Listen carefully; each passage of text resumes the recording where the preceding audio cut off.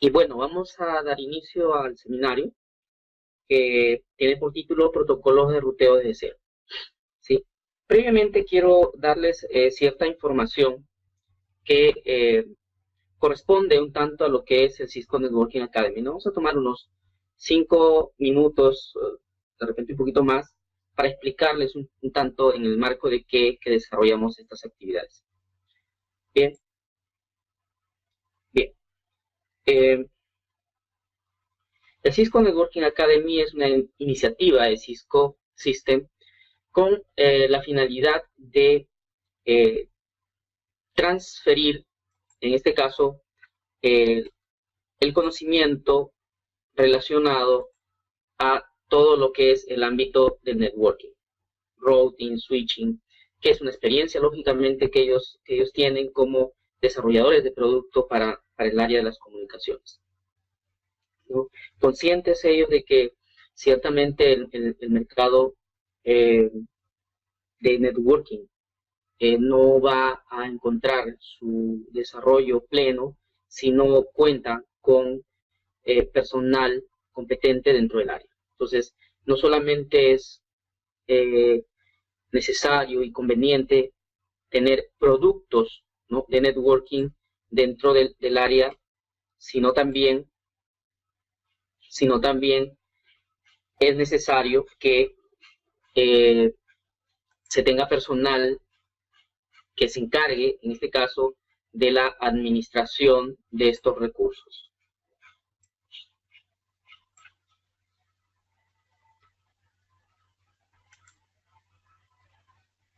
¿Sí? Entonces, esto es lo que eh, Cisco ha, en este caso, previsto, y para ello lo que hace es ciertamente desarrollar todo este programa con la finalidad de hacer transferencia de conocimiento del área de networking. Bien, entonces Cisco ofrece un programa de estudio que lo actualiza permanentemente, ofrece descuentos en los materiales y los exámenes de certificación para todos aquellos que inician su formación desde el Cisco Networking Academy. Ofrece formación de instructores con la finalidad de dar continuidad, en este caso, a esta iniciativa. Recursos de formación en línea, cuadros de notas, simulación en línea y soporte en línea interrumpido para los instructores y alumnos. Bien. ¿Qué es lo que, en este caso, nuestra organización ofrece en el marco de la iniciativa de Cisco Networking Academy? Las aulas para la formación presencial de los estudiantes e instructores, los fondos para adquirir los lotes de equipos para las prácticas, equipos para los alumnos, ¿no?, para que puedan llevar a cabo la realización de los programas de estudio, acceso a Internet, ¿no?, con las conexiones necesarias para poder llegar a este material.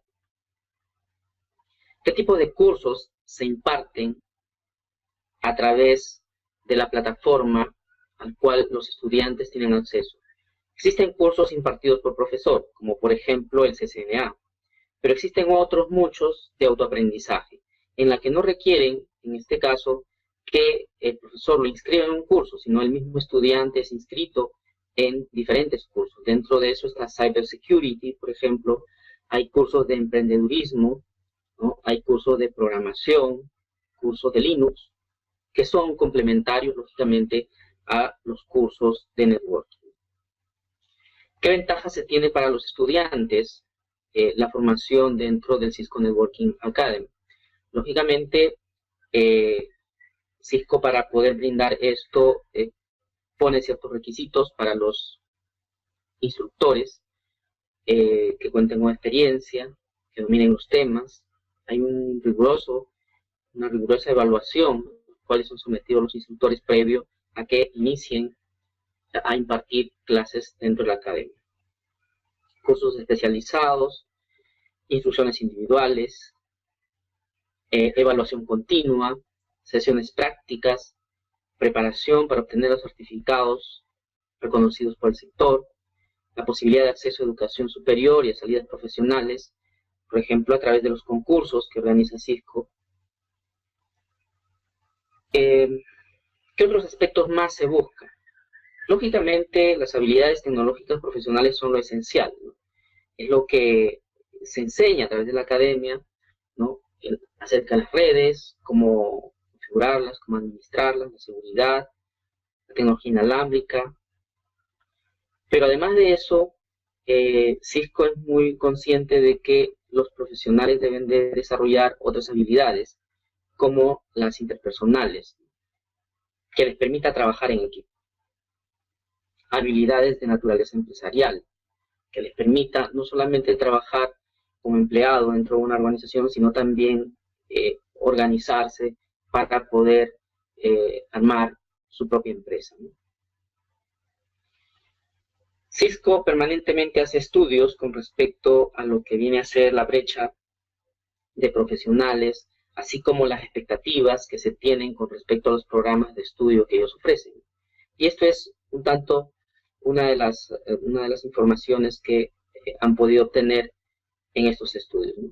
En la que se observa en esencia que conforme el profesional va adquiriendo competencias en las certificaciones más avanzadas, su perspectiva de remuneración se va incrementando.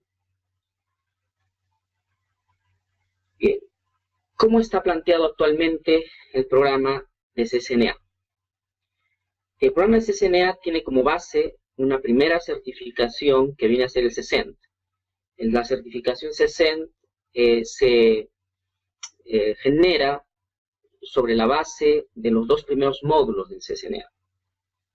Entonces, el CCENT le habilita ya al estudiante a poder obtener otras certificaciones dentro de la línea de especialización, como CCNA Security, por ejemplo, CCNA Voice, CCNA Wireless, ¿no?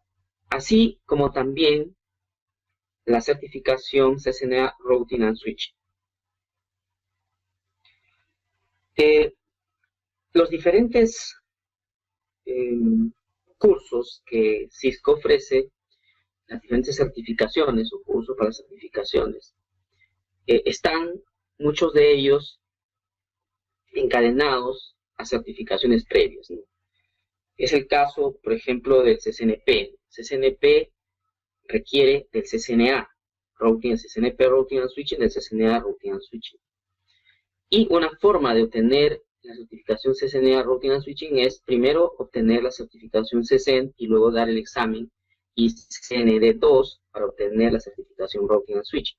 Entonces ahí se pueden mostrar, ¿no?, diferentes rutas que se pueden seguir para obtener las diferentes certificaciones. Los exámenes de certificación. Con respecto al CCNA, se tienen 3 exámenes de certificación disponibles. El examen de código 100-105, que viene a ser el examen denominado ICND parte 1 o ICND 1. ¿Sí? Si aprobamos este examen, vamos a poder lograr la certificación 60. ¿no? Si seguidamente rendimos el examen 200-105, que es el examen ICND 2, vamos a poder obtener la certificación CCNA Routing and Switching. Esta es una alternativa. La otra alternativa es rendir el denominado examen compuesto. El examen compuesto, que es el examen 200-125, que de aprobarlo directamente obtenemos la certificación CCNA Routing and Switching. Los costos de los exámenes son el ICND 1, tiene un costo de $150, el ICND 2 también $150. El examen compuesto, el 200-125, tiene un costo de $295.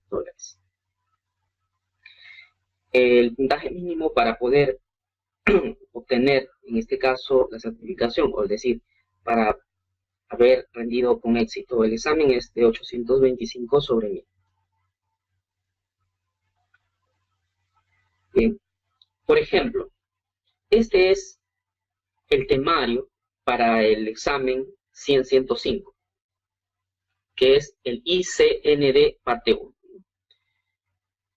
Este examen tiene una duración de aproximadamente 90 minutos, ¿no? Y la evaluación comprende entre 40 a 55 preguntas. ¿Qué más? Tenemos aquí los siguientes, ¿no? Los temas están repartidos del siguiente modo. Fundamentos de redes, 20%, fundamentos de conmutación LAN, 26%, fundamentos de routing, 25%, servicios e infraestructura, 15%, mantenimiento de infraestructura, 14%. Son estos 5 ítems los que corresponden. Y es en estos 5 ítems que hay que desarrollar las diferentes habilidades para este primer examen. Entonces, y aquí ya en detalle en lo que corresponde a los fundamentos de red, que es el 20%. Modelo de referencia OSI, TCP/IP, el contraste, la comparación y contraste entre los protocolos TCP/UDP,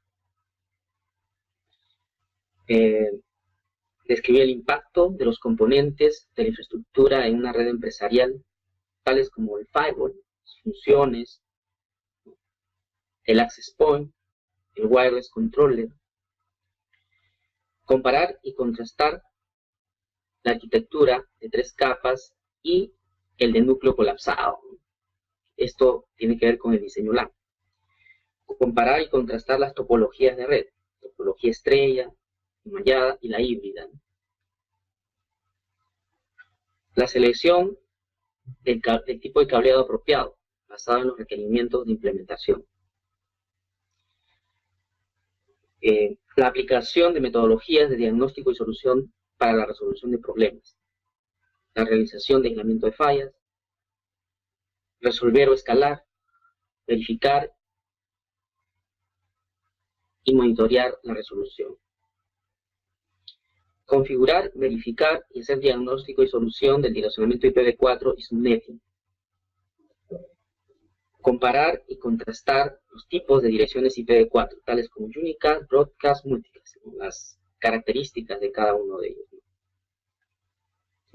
Describir las necesidades del direccionamiento IPv4 privado. Identificar los esquemas de direccionamiento IPv6 apropiados para satisfacer los requerimientos de direccionamiento en los entornos LAN WAN. Y así, tenemos una serie de puntos que son revisados como parte de los módulos 1 y módulos 2 dentro del programa de CCNA en la academia, ¿no? Dentro de lo que corresponde al ítem 2, tenemos fundamentos de conmutación, los conceptos de switching, la trama Ethernet, diagnóstico y solución, configuración, verificación, diagnóstico y solución de VLANs, la configuración de puertos troncales, el protocolo 82.1q, la VLAN nativa, configurar y verificar los protocolos de la capa 2, y en el punto 3, los fundamentos de enrutamiento, que es un tanto lo que nos tiene aquí reunidos, ¿no? Dentro del fundamento de enrutamiento vamos a ver lo que se solicita como parte del temario: describir conceptos de enrutamiento,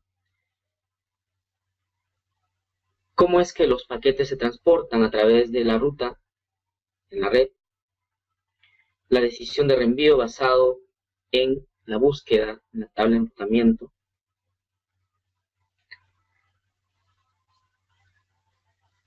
luego la interpretación de los componentes de la tabla de enrutamiento, el prefijo, la master subred, próximo salto, el código del protocolo de enrutamiento, la distancia administrativa, la métrica, la ruta de último recurso, la descripción de cómo la tabla de enrutamiento es poblada, distancia administrativa, routing on a stick, esto es para el enrutamiento entre VLANs, la comparación, contraste entre el enrutamiento estático y el enrutamiento dinámico, configuración, verificación y diagnóstico, tanto para IPv4 como para IPv6 de enrutamiento estático, ruta por defecto, el route network, el route host, las rutas flotantes, Servicios de infraestructura, tales como el DNS, por ejemplo, el DHCP, TFTP, el NTP, el NAT. Mantenimiento de infraestructura, aquí hablamos ya de procedimientos, ¿no? Por ejemplo, el syslog para efectos de ver las incidencias dentro de la red,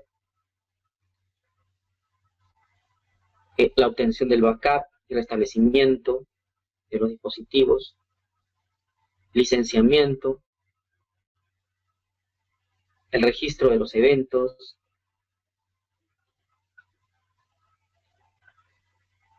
el proceso de fortificación de la configuración,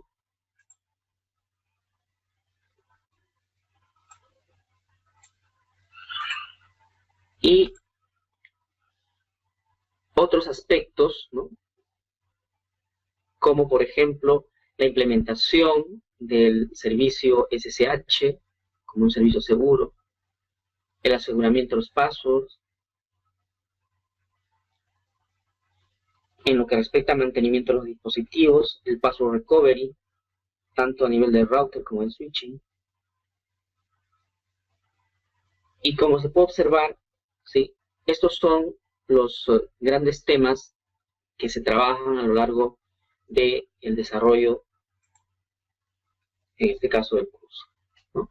Tenemos ahí en términos generales los contenidos de los cursos. El primer curso, que es Introducción a las redes, está conformado por 11 capítulos: exploración de la red, configuración de un sistema operativo de red, protocolos de red y comunicaciones, acceso a la red, Ethernet, la capa de red, direccionamiento IP, subnetting, capa de transporte, capa de aplicación.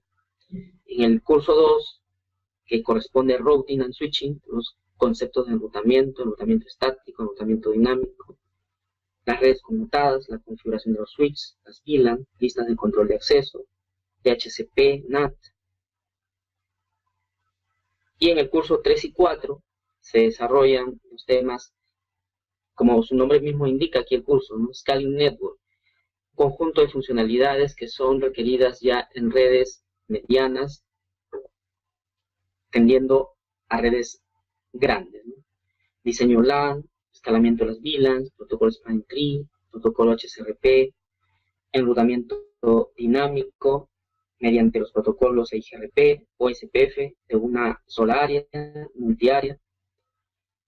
Y en el curso 4, que viene a ser Connecting Networks, los conceptos de WAN, conexiones punto a punto, conexiones sucursales, listas de control de acceso, seguridad de red y monitoreo, calidad de servicio, la evolución de las redes y diagnóstico y solución de los problemas en la red. Entonces, esto es lo que se desarrolla. Y para desarrollar esto, normalmente se requiere de un equipamiento base.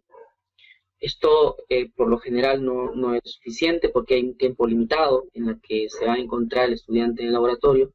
Cisco Networking Academy también lo sabe, y es que ha desarrollado el simulador, el Packet Tracer, que puede ser utilizado a efectos de desarrollar las habilidades de configuración en los diferentes dispositivos, routing, de enrutamiento y de conmutación. Pero también, a su vez, se tiene la posibilidad de utilizar el emulador, el GNS3. El emulador es un software que permite ejecutar los sistemas operativos, los IOS de los routers, ¿no?, con una funcionalidad muy cercana al 100% de la misma, ¿no? A diferencia del Packet Tracer, sí es un poco más difícil de instalar, configurar y utilizarlo, ¿no? Este es el Packet Tracer, simulador oficial de Cisco Networking Academy. Está evolucionando muy rápidamente, muy bien, ¿no? Permite una buena integración con sus diferentes iconos, pero es limitado en cuanto a sus funciones y protocolos. Uno no puede explorar de pronto mucho más allá de lo que es el contenido de los cursos para los cuales se ha desarrollado. Fácil de instalar y usar. El GNS3 es un emulador que posibilita usar casi la totalidad de funciones de los IOS, de los dispositivos que soporta. Son pocos los modelos de Cisco, de modelos de equipo Cisco que son soportados, Productos no Cisco también son soportados. Se puede integrar productos Cisco y no Cisco dentro de una red. Requiere algo de dedicación, ponerlos en marcha y utilizar todos sus recursos. Muy bien, entonces ahora vamos a comenzar con el contenido central de este seminario. Vamos a ver esto que se ve como un tema dentro del curso, del segundo curso, que es conceptos de enrutamiento. Cuando hablamos del proceso de comunicación en red, ¿no? Lógicamente vamos a referirnos a cómo es que se va a llevar a cabo el proceso de transporte de los paquetes a través de la red, ¿no? Sabemos nosotros que para comunicarnos a través de la Internet, pues hay un flujo de datos que se va a generar pronto en nuestro computador, ¿no? Y que tiene que viajar a través de la red para llegar hasta el destino y retornar nuevamente a mi computador como respuesta a lo que estoy solicitando. Entonces, todo eso tiene un conjunto de procesos que se disparan desde cuando usted agarra un navegador o una aplicación que utiliza para la comunicación a través de la red. ¿Sí? Entonces vamos a ver aquí algunos conceptos de enrutamiento, configuración inicial del router y cómo es que el router lleva a cabo la decisión de reenvío. Bien. ¿Por qué elegir el router?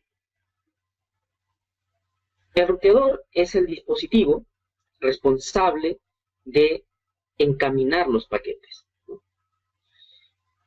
Para llevar a cabo esto, el router requiere de cierta información. La información base que requiere un router para encaminar los paquetes es saber a qué redes puede hacer llegar los paquetes, ¿no?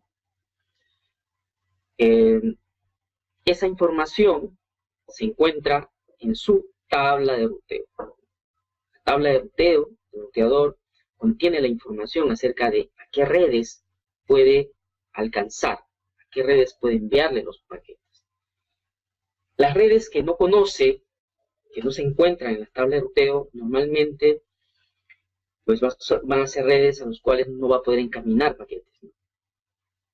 El ruteador dentro de este proceso desarrolla una actividad bastante sencilla, ¿no? Un router lo que hace es recibir los paquetes que vienen, que ingresan a través de sus interfaces, ¿no? Luego de recibirlos, lógicamente en el plano de la capa 3, él va a observar en esos paquetes la dirección IP destino, o sea, hacia dónde va el paquete. Entonces, la siguiente fase es que el router haga la búsqueda en la tabla de enrutamiento para ver si la red destino a donde el paquete está dirigido se encuentra en su tabla de ruteo. Si se encuentra, él va a tener una indicación de hacia dónde se debe reenviar ese paquete. Como por ejemplo, aquí si el paquete va dirigido hacia la red 192.168.1.0, este debe ser enviado a través de la interfaz Fast Ethernet 00.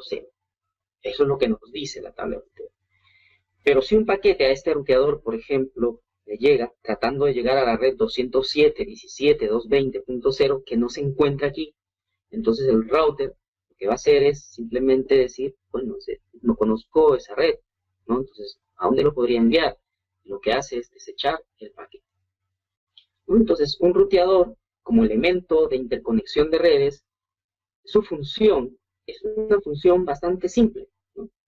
Recibe paquetes, decide y reenvía los paquetes, ¿no? Y para esto utiliza la información que cada paquete lleva. En este caso, la dirección IP destino, como información de hacia dónde desea llegar el paquete, ¿no? Y a continuación, el ruteador consulta su tabla de ruteo para observar si esa red destino se encuentra o no, y en base a eso decide, o reenvía el paquete al próximo ruteador o a la red destino o al dispositivo final que está conectado a él, o de lo contrario, descarta el paquete y envía un mensaje de error hacia el origen, indicando las razones por las cuales el paquete no puede seguir viajando más a través de la red.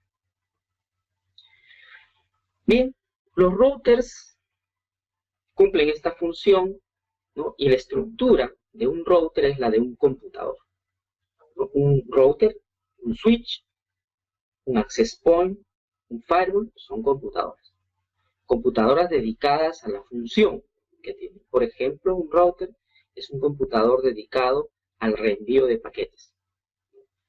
Para esto, lógicamente, este va a tener un conjunto de interfaces, ¿no? A través de los cuales va a conectarse con diferentes redes.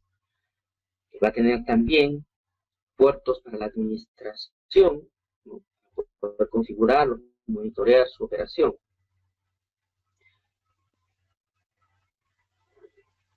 Los routers son los dispositivos que se encargan de interconectar las redes a través de la WAN. A través de la WAN. Fíjense aquí, esta es la WAN. Entonces los ruteadores que componen esta WAN son los que van a interconectar esta red, con esta otra red, con todas las redes. Para eso, cada router puede tener, como en este caso, ¿no? Dos interfaces, uno para conectar a las redes internas y otra para conectar hacia la WAN. Este router tiene varias interfaces, ¿no? Para conectar a la LAN, así como dos interfaces para conectar a través de la WAN. O sea, los ruteadores como dispositivos de interconexión van a presentar varias, en muchos casos, interfaces, ¿no?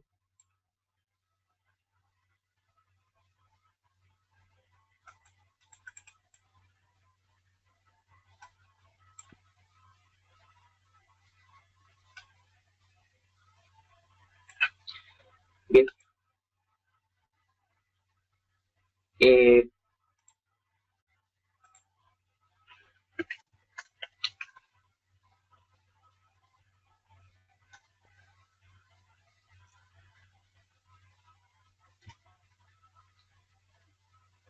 Sí, entonces,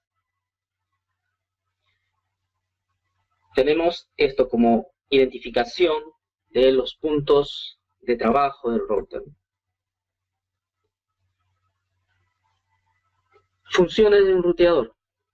Los ruteadores, como dispositivos de interconexión, trabajando a nivel de la WAN, se van a encargar de determinar las rutas hacia las redes destino, ¿no? Estas rutas, ciertamente,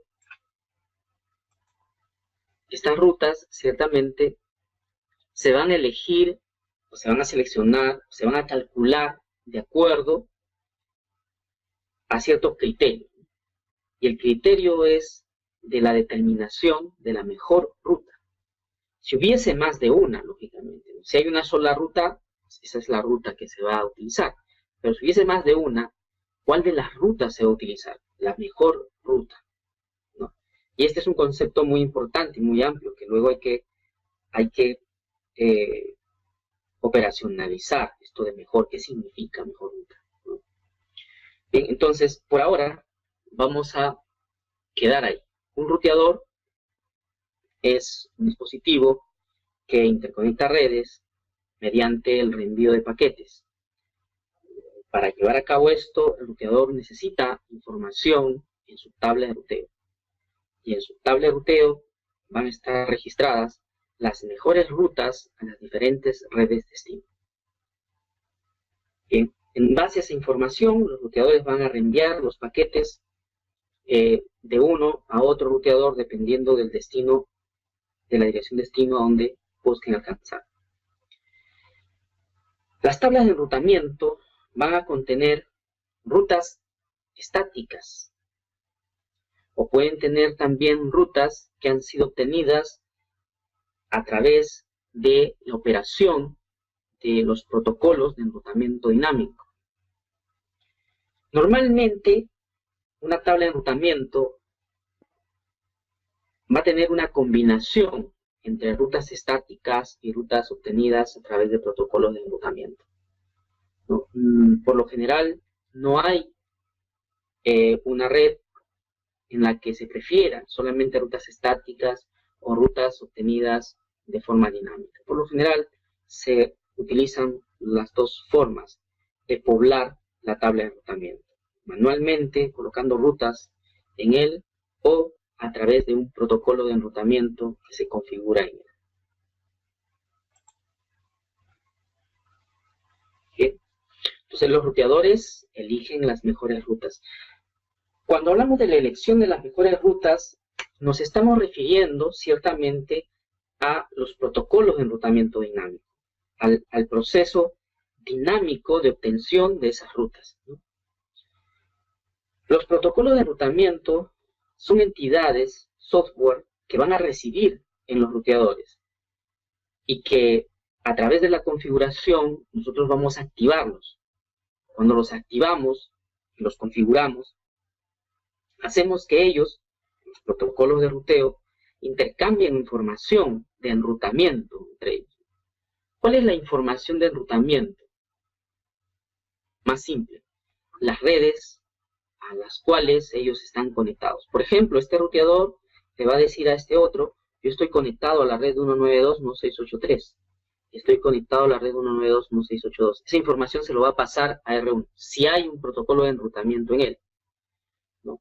Este otro ruteador va a hacer lo mismo. Le va a decir a él que él está conectado a la red 192.168.1 y está conectado a la red 192.168.2. En base a eso, los ruteadores van a ir recopilando esas rutas y luego que tienen recopilado esa información van a aplicar sus algoritmos, ¿no? Los algoritmos en base al cual van a determinar cuál es la mejor ruta de todas las que han obtenido, porque pueden haber muchos ruteadores y puede haber más de una ruta hacia una misma red destino. Entonces ahí actúan los algoritmos de enrutamiento. Entonces los protocolos de ruteo ciertamente van a tener, o sea, dentro de la operación, ¿no? Va a haber dos etapas, ¿cierto? Uno es la comunicación de las rutas, y luego de que hemos recopilado las rutas es la aplicación del algoritmo para la determinación de la mejor ruta. Y una vez que han encontrado las mejores rutas, esas rutas las van a registrar en las tablas de enrutamiento, ¿no? A partir de ahí, el ruteador, cuando recibe un paquete, va a poder decidir en términos de lo que su tabla de enrutamiento tiene. Entonces decimos que los protocolos de enrutamiento dinámico se encargan de construir y mantener actualizadas las tablas de enrutamiento, ¿no?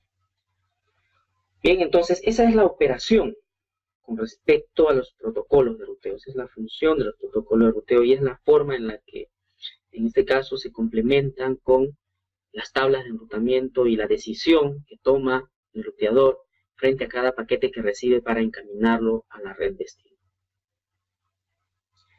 Bien, entonces los ruteadores son los dispositivos de interconexión. Típicamente lo vamos a ver en la frontera de la red LAN hacia la WAN o en la WAN propiamente dicho. Bien.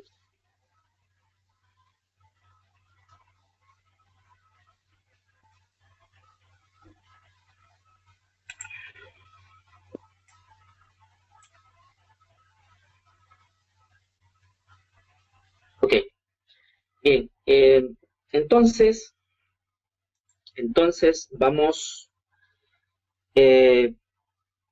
identificando algunos elementos y la función que cumplen dentro de lo que es el enrutamiento, ¿no? Vean.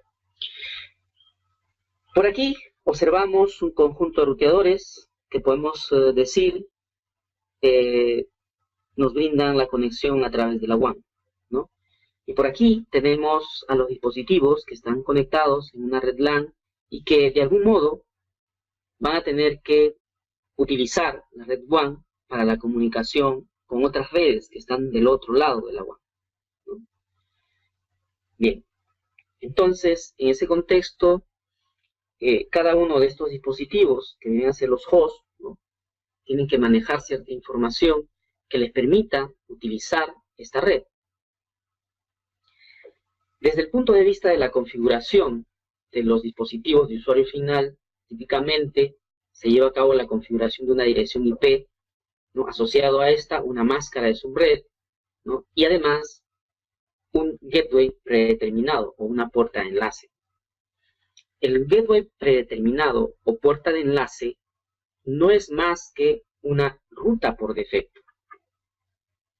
Y la PC, al igual que el router, también lleva a cabo la decisión de reenvío basado en su tabla de ruteo. ¿Sí? Las PCs también manejan una tabla de ruteo, tienen una tabla de ruteo pequeña, con información bastante limitada con respecto a las redes, porque básicamente en ella se va a registrar la red en la que se encuentra y la ruta por defecto, ¿no?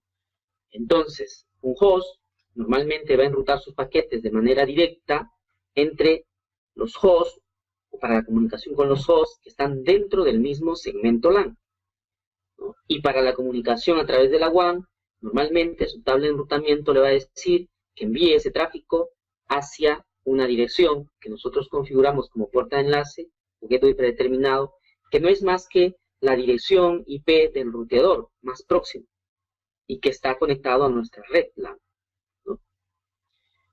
Entonces, este host va a hacer el envío de los paquetes hacia y este ruteador ya empieza su trabajo de decisión de reenvío basado en la dirección IP, porque este envía un paquete dirigido hacia este servidor, por ejemplo. Dirección IP destino 172.16.199, ¿no? Entonces, cuando este ruteador recibe ese paquete, va a ver la dirección destino y dice, ya, para poder llegar a esa red se lo tengo que reenviar a este ruteador. Entonces, este va a ser el siguiente salto del paquete, hacia este ruteador. Y este dirá, para llegar a esa red se lo tengo que enviar a este. Y este se da cuenta de que ya está en contacto con esa red y hará la entrega definitiva al host.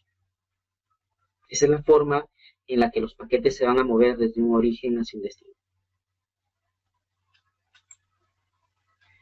Bien.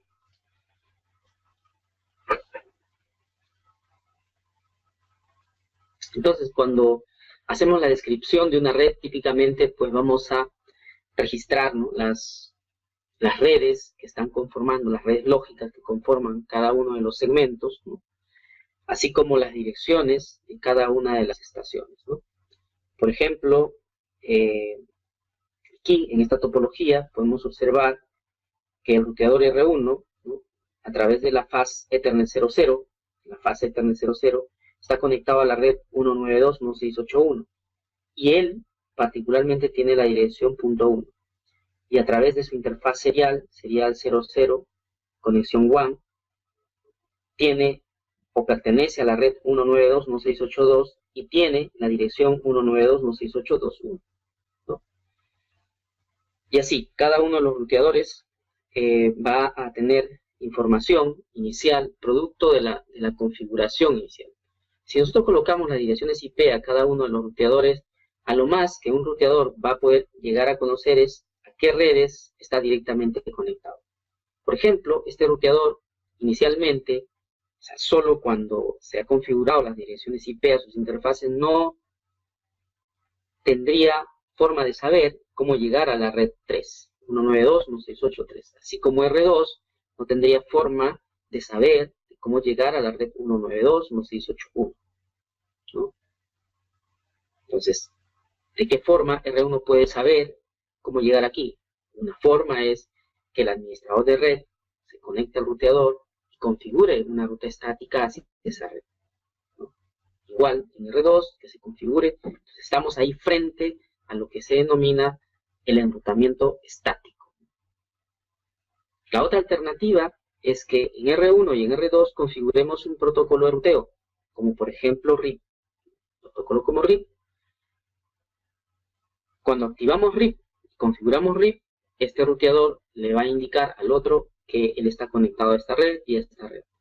En ese momento R2 sabe que la red 192.168.1 es alcanzable a través de R1 y va a registrar eso en su tabla de ruteo. Así como cuando R2 le indica que él está conectado a la red 3 y a la red 2, R1 se da cuenta que ahora esta red está alcanzable a través de R2 y lo va a registrar en su tabla de ruteo. ¿no? Y así, cualquier red adicional que apareciera luego de la actualización de la configuración también va a ser comunicado a los diferentes ruteadores de la red, ¿no? Bien, entonces, una primera tarea dentro de los aspectos de configuración viene a ser, lógicamente, la configuración de cada una de las interfaces. Cuando nosotros configuramos cada una de las interfaces de un ruteador, vamos a ir diciéndole a este ruteador implícitamente: tú perteneces a esta red, 192.168.10. Cuando le coloco la dirección a esta interfaz, estoy diciendo: tú perteneces a la red 192.168.11. Cuando le coloco la dirección a la serial, estoy diciendo: tú perteneces a la red 209.165.200.204. De esa forma. Entonces, lo primero que va a ir apareciendo en la tabla de ruteo de un ruteador son las redes directamente conectadas, que son producto de la configuración de las direcciones IP en cada una de las interfaces del ruteador. Entonces, luego de configurar las direcciones, si vemos las interfaces, su configuración y su estado, vamos a ver algo como esto. Interfaz Gigabit Ethernet tiene asignado la dirección 192.168.10.1 y está en estado activo, cada una de las interfaces. Bien, el router, dentro de lo que viene a ser el enrutamiento, la función de enrutamiento, va a llevar a cabo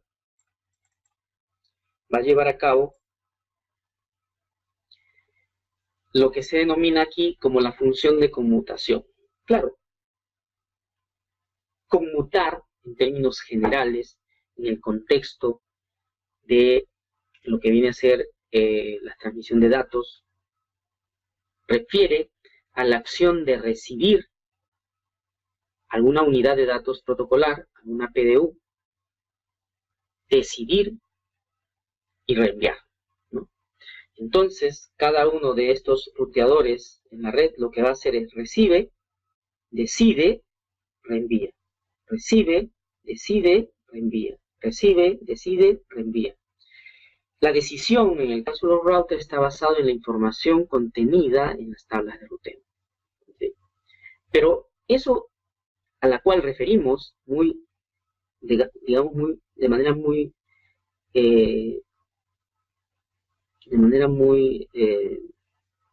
precisa, ¿no? Muy simple, en realidad involucra otros aspectos. ¿Cómo qué? A ver. Cuando decimos que un router recibe, decide y reenvía, estamos hablando desde la perspectiva de la capa 3. Pero, fíjese, un router va a recibir unidades de datos protocolares a través de un medio físico. Y eso es capa 1. O sea, va a recibir señales a través de su interfaz. Claro, esas señales corresponden lógicamente a una trama que transporta en él un paquete, correcto, pero es lo que recibe. Entonces, como router, él va a recibir las señales, ese conjunto de bits correspondientes a trama, se lo va a pasar a la capa 2. La capa 2 va a hacer el análisis correspondiente, ¿no?, de la integridad de esa trama, a verificar si ha habido errores de transmisión o no. Y si no ha habido, desencapsula y entrega el paquete a la capa 3. Y es en la capa 3 en que se desarrolla la función de conmutación básica que estamos refiriendo, ¿no? Recibe. ¿Qué observa en el paquete? La dirección IP de destino, ¿no? Luego busca en la tabla de enrutamiento para decidir el reenvío. Dice: se ha decidido que este paquete tiene que reenviarse utilizando la interfaz 01 a la dirección IP 192.168.2.2. ¿Sí? Está en la capa 3, se decidió ahí, pero ahora nuevamente este paquete tiene que encapsularse en una trama. Para este medio es una trama Ethernet, y luego tiene que señalizarse, convertirse en señal, para que pueda llegar al otro extremo. Y ese proceso se repite. Se reciben señales, se verifica si ha habido error de transmisión o no, se desencapsula, se entrega a la capa 3, se decide aquí, ¿no?, el reenvío y luego nuevamente baja hasta la capa más baja para la transmisión al siguiente router, hasta que llega al otro extremo de la red, ¿no? Entonces, los routers, vamos observando aquí, implementan funciones, básicamente, capa 1, capa 2, capa 3. La capa más elevada, capa 3. Por eso se dice que un router es un dispositivo capa 3. Ahí está. Este es en detalle el proceso que se sigue para el reenvío de un paquete desde la PC1 hasta la PC2, ¿no?, que se encuentra en el otro lado. Para esto, lógicamente, la PC tiene que tener una configuración, ¿no? Tiene que tener su dirección IP, su máscara de su red, su puerta de enlace, lo que estaría constituyendo ciertamente una tabla de enrutamiento. O sea, la PC con esa información ya tiene una tabla de enrutamiento. El ruteador también tiene que tener información, las direcciones IP, y de pronto, a través de algún protocolo de ruteo o mediante enrutamiento estático, en cada uno de ellos debe de aparecer cada una de las redes a las cuales puede alcanzar el ruteador. Si no, los paquetes no van a poder fluir a través de la red, ¿no? Entonces, si esta PC quiere comunicarse con esta, él va a buscar en su tabla de ruteo, va a buscar la dirección de red 192.168.4.10. Va a buscar en su tabla de ruteo, lo normal es que solo aparezca la red en la que se encuentra y la ruta por defecto. Si la ruta por defecto le va a decir, si es que en la tabla de ruteo no encuentras la red que estás buscando, envíaselo al router, porque la dirección IP que tiene configurado como puerta de enlace es la dirección IP del router más próximo. Entonces, en ese sentido, esta PC va a enviar el paquete hacia R1, ¿no? R1 va a observar la dirección IP destino, y en base a la dirección IP destino y el contenido de su tabla de ruteo, va a decidir el reenvío. ¿Bien? Esta es la tabla de enrutamiento de R1, ¿no? Este paquete va dirigido hacia la red 192.168.4.10. Para llegar a la red 4.10, nos dice, tiene que ir al siguiente salto, que es 192.168.2.2, a través de la interfaz Fast Ethernet 01, ¿no? O sea, en R1 tengo esto, quiere decir que para llegar aquí, primero tiene que enviarse a la dirección 2.2, 192.168.2.2, o sea, tiene que enviarse aquí, utilizando su interfaz local Fast Ethernet 01. Fast Ethernet 01. El paquete será reenviado a R2. Cuando llega a R2, nuevamente, ¿no?, el paquete, en lo que corresponde a sus direcciones IP origen y IP destino, no cambia, ¿no? Fíjense, IP origen, la dirección del host de donde parte el paquete. IP destino, la dirección del host a donde va el paquete. Entonces, este router va a decidir en función a la dirección IP destino. Va a buscar 192.168.4.10, la red 4. Para llegar a la red 4, se tiene que enviar a la dirección del siguiente salto, 192.168.3.2, 3.2 aquí, utilizando su interfaz serial 000, y va a ser enviado hacia R3. Una vez que R3 recibe el paquete, R3 busca ¿cuál es la dirección IP destino? 4. Pero él se da cuenta de que la red 4 es una red directamente conectada, o sea, está directamente conectado a él. Entonces, ya no va a ser necesario un reenvío a un próximo ruteador, sino lo que va a hacer es la entrega definitiva al host, ¿no? Y lo va a hacer utilizando la interfaz Fast Ethernet 00. ¿Ya? Bien, entonces esa es la forma como se lleva a cabo el movimiento de los datos en una red.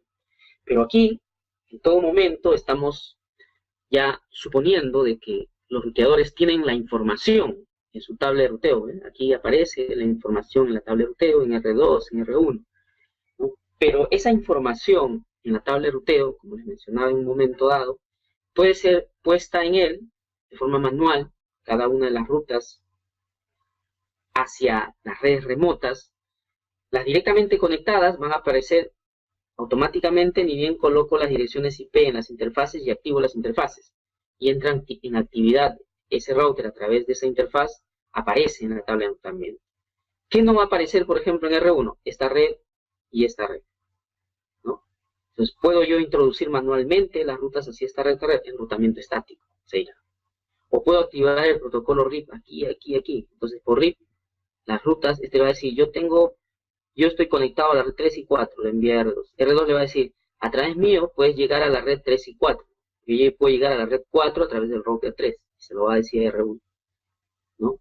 Y R1 va a saber que para llegar a la red 4 lo va a hacer a través de R2. Y así es como la información va a ir fluyendo entre ellos. Concepto de mejor ruta.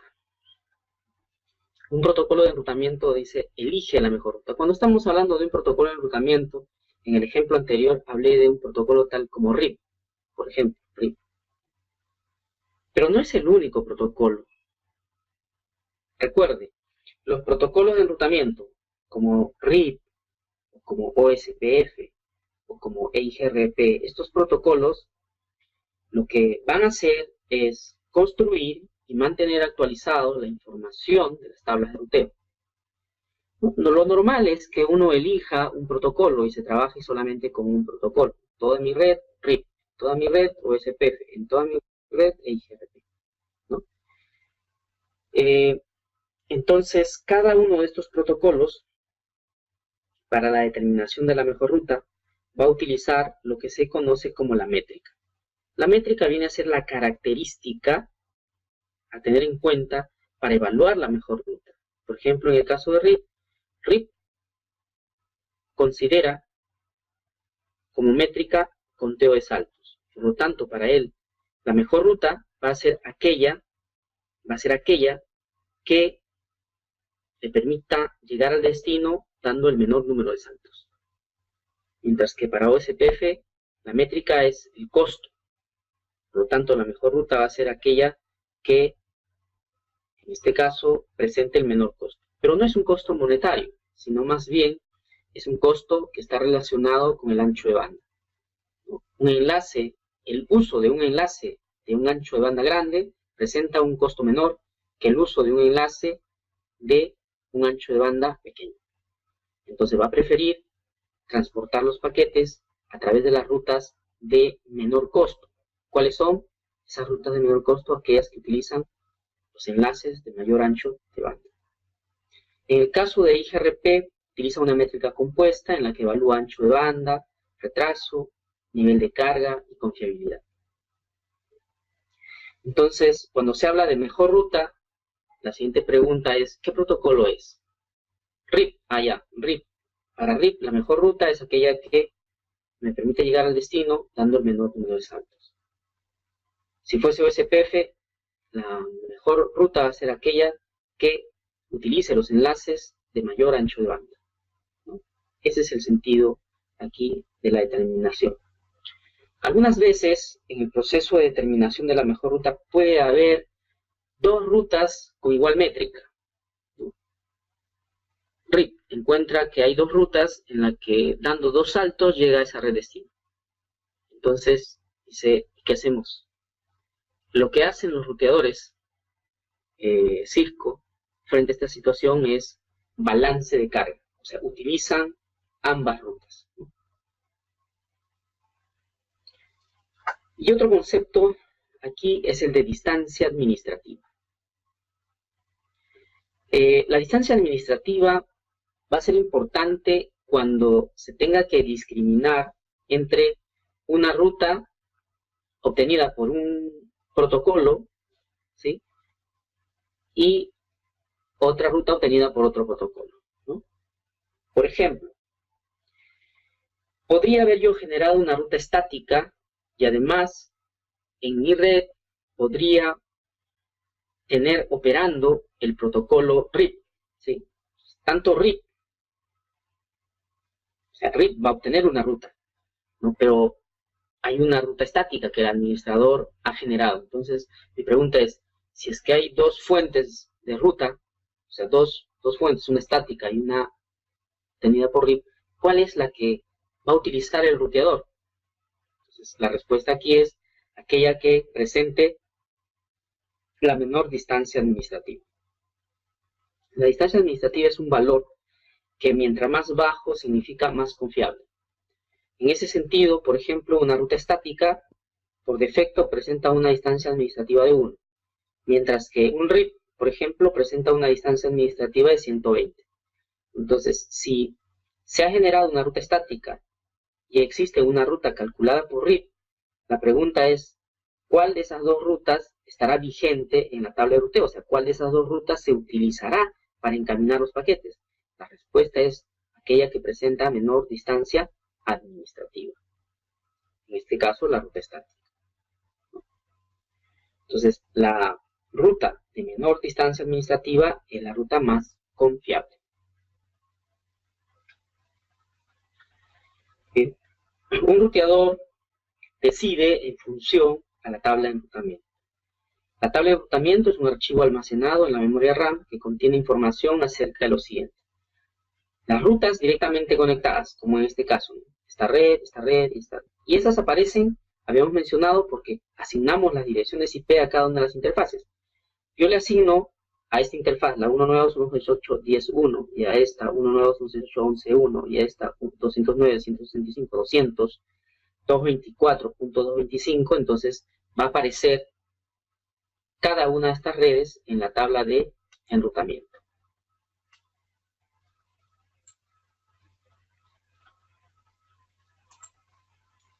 ¿Sí? Entonces, en primera instancia van a estar estas rutas. Luego, las rutas hacia las redes remotas. Pero las rutas hacia las redes remotas son las que se van a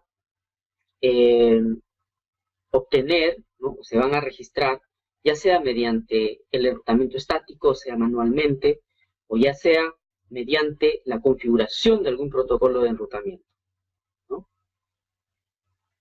Son para las rutas remotas para las cuales requerimos llevar a cabo o bien enrutamiento estático o bien enrutamiento dinámico. Para las redes directamente conectadas no es necesario, ¿no? ¿Por qué? Porque estas se van a incluir directamente en la tabla de enrutamiento producto de la asignación de las direcciones IP en las interfaces, ¿no? Bien. Entonces, en las tablas de enrutamiento, ¿qué es lo que vamos a tener?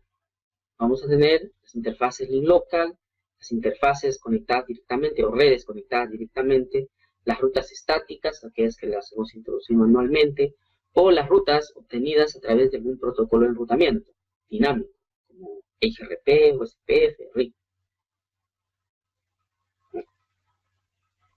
Entonces, como en este caso, por ejemplo, existe en este ruteador R1 la ruta hacia la red 10.1.1.1.0, ¿no?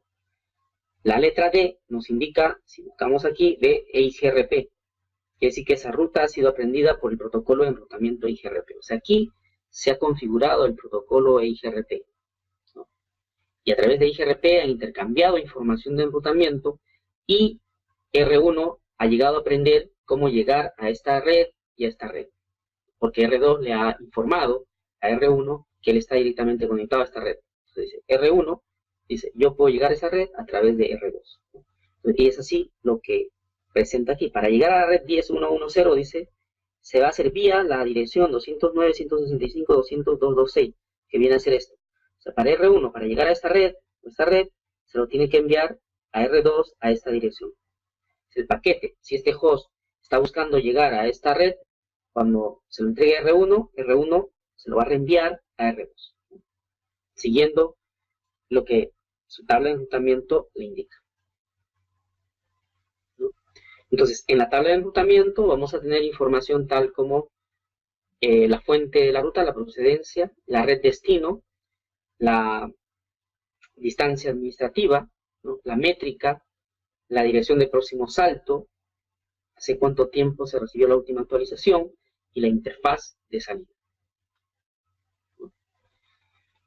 Las interfaces directamente conectadas aparecen en la tabla de enrutamiento producto de la asignación de las direcciones IP, de las interfaces y de la activación de las mismas. No es necesario nada más.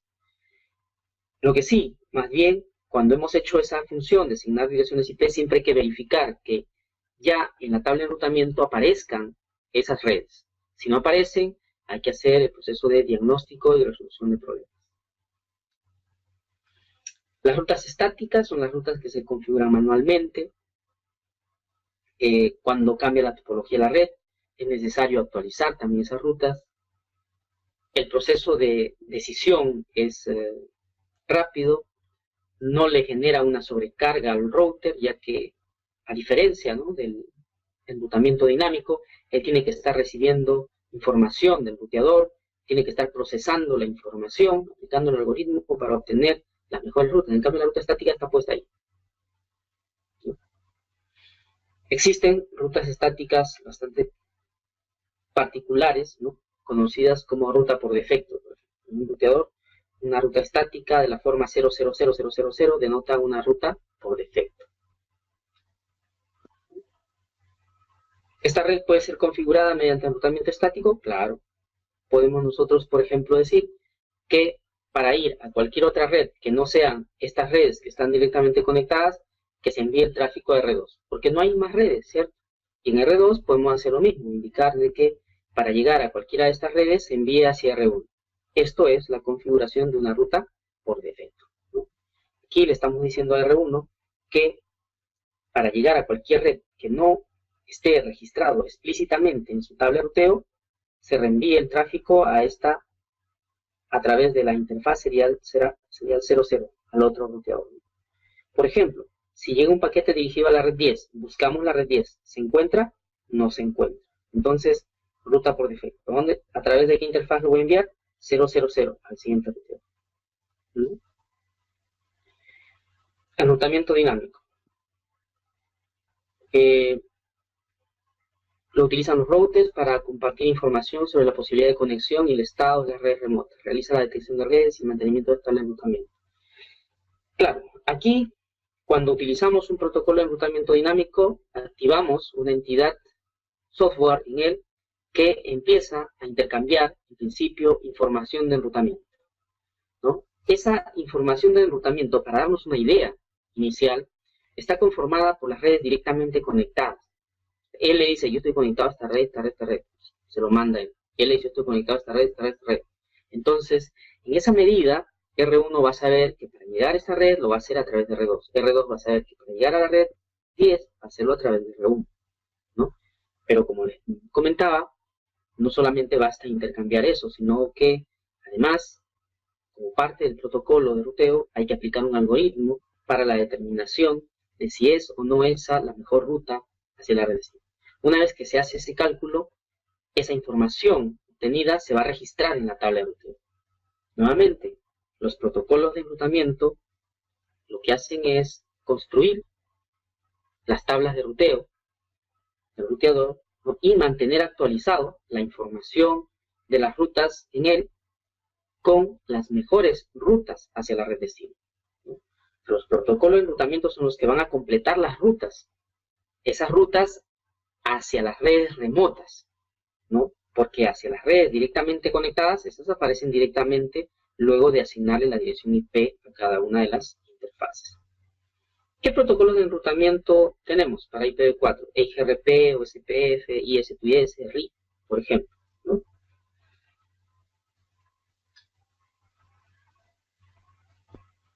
Bien, por ejemplo, en este caso, este ruteador R1 y R2 probablemente ha sido configurado con el protocolo EIGRP, ¿no? Característico del protocolo EIGRP, la etiqueta que coloca a las rutas que obtiene, D. D es por el algoritmo dual. El algoritmo que utiliza es el algoritmo dual, algoritmo de actualización difusa, ¿no? Entonces, estas son las rutas hacia las redes remotas que han sido aprendidas mediante el protocolo EIGRP. Y lo vamos a ver en dónde, en las tablas de ruteo, ¿no? Entonces, cuando inspeccionamos el resultado del protocolo de ruteo, vamos a echar un vistazo a la tabla de ruteo y ver si ha aprendido o no ha aprendido las rutas hacia las redes remotas, ¿no? Bien, también para el caso de IPv6, hay protocolos que se han desarrollado tales como RIP-NG, OSPF-V3, EIGRP para IPv6 y MPBGP4. Hay protocolos de ruteo para IPv4 y hay protocolos de ruteo para IPv6. Muy bien. Esto era lo que se ha preparado como una introducción a lo que viene a ser los protocolos de enrutamiento. Espero que se haya aclarado algunos aspectos en esta inducción. En todo caso, aquí para atender sus dudas, sus preguntas, las que consideren. Por ejemplo, nos están preguntando aquí acerca de... A ver, nos preguntan acerca de... ¿Qué debe tomar en cuenta antes de... A ver, vamos a ver. ¿Qué debe tomar en cuenta antes de usar un protocolo de enrutamiento? Yo diría que hay que ver la pertinencia de uso primero, ¿no? O sea, no siempre que estamos al frente de un router vamos a tener la necesidad de configurar un protocolo de enrutamiento. Les pongo como ejemplo las conexiones que muchos de ustedes deben tener, las conexiones de internet que deben tener en casa. Tienen un router, ¿no? Nos podríamos preguntar, ¿y qué protocolo de enrutamiento utiliza ese router? ¿No? Pues no, ningún protocolo de enrutamiento dinámico, simplemente utiliza una ruta por defecto. Una ruta por defecto apuntando hacia el ISP, ¿no? Entonces, lo primero, ver la pertinencia. Si tenemos nosotros una red pequeña, por lo general, si son pocos ruteadores, en una topología no muy compleja, enrutamiento estático, ¿no? O enrutamiento dinámico con el protocolo de enrutamiento más sencillo, como RIP, por ejemplo, ¿no? Y luego, si es que ya estamos frente a una red un tanto más grande y definitivamente vamos a usar un protocolo de enrutamiento, ¿cuál de ellos usar? Va a depender un tanto de la complejidad de la red que tenemos, el modelo de equipo que tenemos también, ¿no? Porque mientras más complejo sea el protocolo de enrutamiento, más consumo de carga computacional nos va a dar. Entonces, en función a eso, podemos ir probando primero desde los más simples y luego, dependiendo de los requerimientos muy particulares, hacia los protocolos más complejos. A ver, el concepto de enrutamiento y del manejo de tabla de enrutamiento es, digamos, muy similar, ya sea si lo hacemos en un router o si lo hacemos en una estación Linux o en un 2000 server, ¿no? Los conceptos son los mismos, ¿no? Entonces, si es necesario hacer el enrutamiento y no tenemos un router, pero si tenemos un servidor de la serie 2000 server o un Linux, podemos hacer el enrutamiento también ahí. O sea, no hay problema con los protocolos que, en este caso, el servidor nos permita utilizar, ¿no? A ver, vamos aclarando un tanto. Nos preguntan con respecto a la certificación. Sistema SUNY brinda el curso de entrenamiento para la certificación CCNA. Como producto de este entrenamiento, la UNI entrega, a nombre de Cisco, lógicamente, ¿no?, los certificados de finalización de estudio, ¿no?, del programa de preparación. O sea, la UNI directamente no entrega, y ninguna institución que prepare, en este caso para el examen de certificación, entrega los certificados, digamos, de haber aprobado la certificación CCNA, ¿no? Para poder tener ese certificado luego de la preparación, si ya tiene usted todo el conocimiento, lo que tiene que hacer es acercarse a un centro de exámenes, como por ejemplo New Horizon, ¿no? Reservar en él una fecha de examen, rendir el examen, ¿no? Y si aprueba, entonces le generarán el certificado en un lapso de tiempo de unas 3 a 4 semanas, ¿no? Lo que Sistema SUNY entrega, como les vuelvo a repetir, es un certificado, ¿no?, que manifiesta que usted ha terminado exitosamente y con la nota que ha obtenido, ¿no?, curso de preparación para el examen de certificación. Claro. Nos preguntan en la actualidad cómo trabajan las compañías con respecto a los protocolos de comunicación, poniendo el ejemplo de cómo llega Internet a cada una de las casas que contratan Internet. Como les comentaba, ¿no? A nivel de los usuarios finales, el tráfico que nosotros encaminamos hacia la Internet se hace mediante una ruta por defecto. A nivel de la red que tienen los operadores, o sea, los ISPs, es muy diverso, ¿no? Claro, por ejemplo, utilizaba de manera bastante intensiva BGP como protocolo, ¿no? En el caso de Telefónica, tengo entendido que utiliza OSPF, ¿no? Y en combinación con BGP también. O sea, ahí ya es una combinación de protocolos que ellos van a utilizar dependiendo del tipo de servicio, ¿no? Que usted tenga con ellos. Claro, nos están preguntando aquí lo siguiente, ¿no? Entonces dice, las instituciones que tienen el curso de Cisco a nombre de la Academia Cisco, claro, como les comentaba al inicio, ¿no? Cisco System, el que produce los equipos, ¿no? Tiene como una línea, digamos, de iniciativa, ¿no? Para hacer transferencia de conocimiento el Cisco Networking Academy. Entonces, las organizaciones que dan entrenamiento para preparar para este examen de certificación, para el CCNA, Routing and Switching, todas ellas van a dar, en este caso, los certificados de haber finalizado los cursos de manera exitosa a nombre del Cisco Networking Academy. Así es.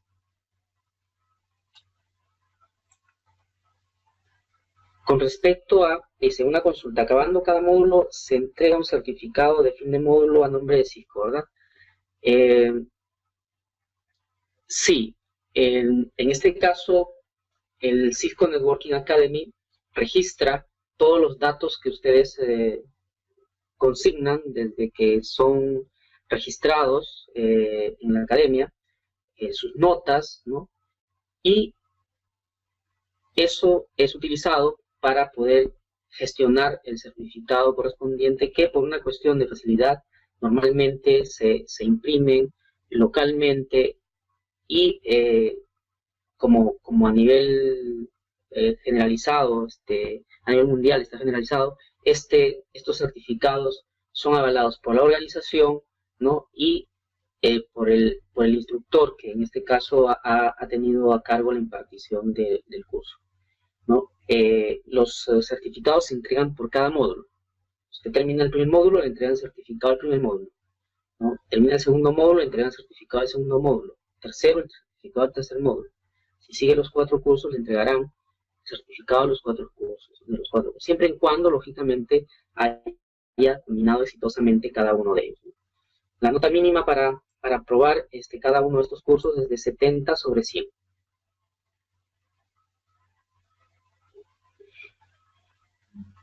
Ya, aquí nos preguntan, dice, ¿qué tanto sirven los certificados de finalización de los módulos en el sector laboral? Pues, depende, ¿no? En organizaciones que te solicitan la certificación CCNA, pues definitivamente hay que presentar la certificación CCNA para aplicar al trabajo, ¿no? Pero en aquellos en donde se refieran como conocimientos, en este caso de switching y de routing, ¿no? O conocimientos de lo que es el CCNA, entonces los certificados de finalización del curso pues van a bastar. La tasa de estudiantes que se presentan a los exámenes de certificación, ¿no? Y de ellos que certifican, en realidad es poco, es baja, ¿no? No es alta. Uno, porque no se presentan muchos también. Muchos se quedan simplemente con el hecho de haber estudiado y contar con los certificados de finalización del curso, que no debería ser, pero la mayoría queda ahí, ¿no? Entonces, como le digo, va a depender, ¿no? Si la organización le está pidiendo ser certificado en CCNA, en este caso, la certificación que se le da por finalización de curso sería insuficiente para cumplir esos requisitos.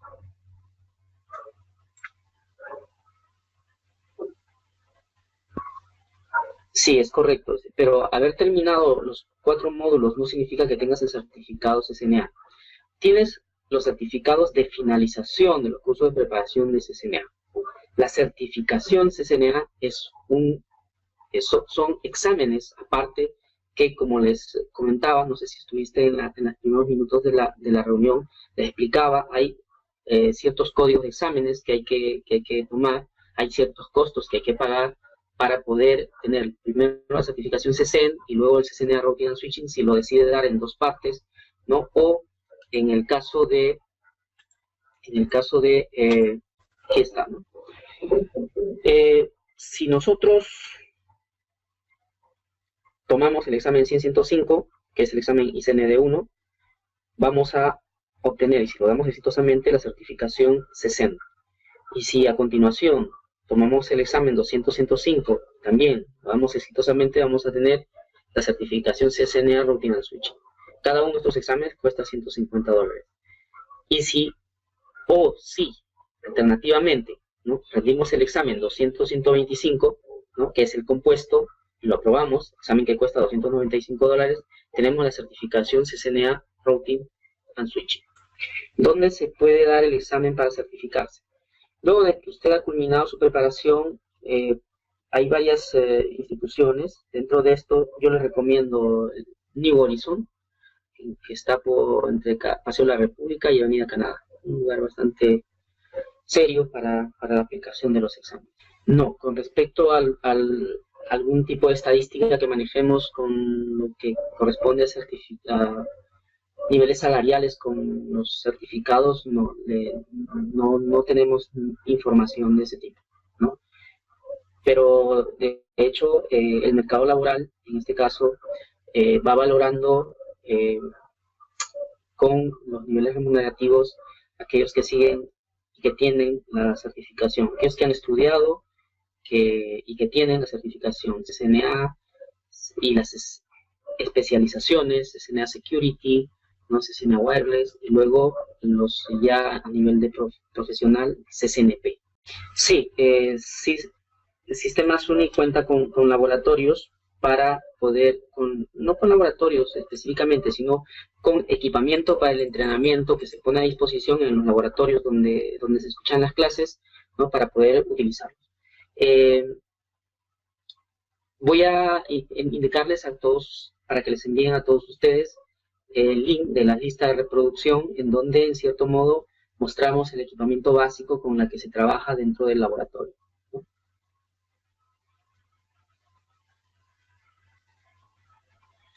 ¿En qué estado se encuentran? Diría yo bien, yo actualmente tengo bajo mi instrucción dos grupos, y todas las clases llevamos a cabo casi al 50%, ¿no?, del tiempo las actividades del laboratorio. O sea, nuestro esquema es más o menos 50 y 50, ¿no? 50 vemos los aspectos teóricos, 50% del tiempo desarrollamos actividades prácticas con los laboratorios. Nos preguntan, llevé un curso de CCNA versión 5 módulo 1, pero ahora solo hay horarios de CCNA versión 6. ¿Existe alguna diferencia en los temas? En el módulo 1 no existe mayor diferencia. Las diferencias se empiezan a dar a nivel del módulo 2. Entonces no hay ningún problema en que usted se inscriba en CCNA versión 6, ¿no?, para el módulo 2. No hay ningún problema. No sé si hay alguna consulta adicional.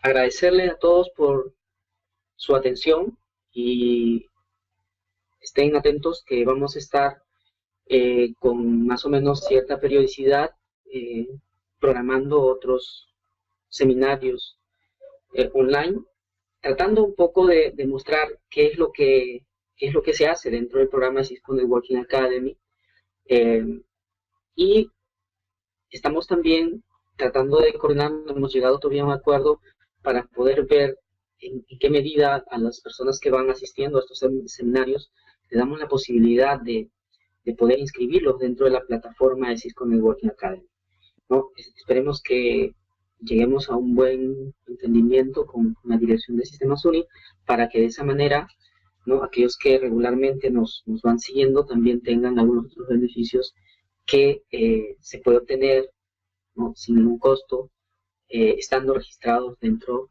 del Cisco Networking Academy. Muy bien, si no hay ninguna consulta, gracias por su atención y hasta la próxima oportunidad. Hasta luego.